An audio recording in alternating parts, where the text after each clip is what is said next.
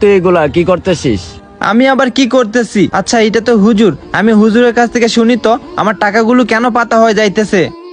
আচ্ছা হুজুর, আপনি কি জানেন আমার সাথে কি হইতেছে? কেন, তোর সাথে কি হইতাছে? তুই সবটা খুলে বল। আচ্ছা হুজুর, আমি মসজিদের জন্য টাকা দান করতেছি আর আমার সব টাকা পাতা হয়ে যাইতেছে। আর এটা কেন হইতেছে আপনি কি জানেন? টাকা পাতা হয়ে যাইতাছে? আচ্ছা তুই কি কাজ করিস সেটা আগে বল।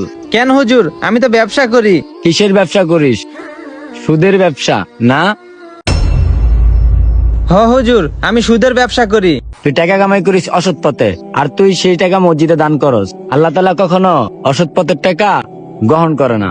সেইটাই তো, আমি অসৎ পথের টাকা ইনকাম করি। আমি মানুষের থেকে সুদ নেই, ঘুষ নেই, আবার ওই টাকা মসজিদে দান করি। আর আমার টাকা পাতা হবে নাতে কার টাকা পাতা হবে? আর আল্লাহ পাক অসৎ পথের টাকা কখনোই গ্রহণ করে না। আর আমি তো আপনার মতো এইসব কখনো ভেবেই দেখিনি। শোন, এখনো সময় আছে, সৎ পথে চলাফেরা কর, সৎ টাকা ইনকাম কর।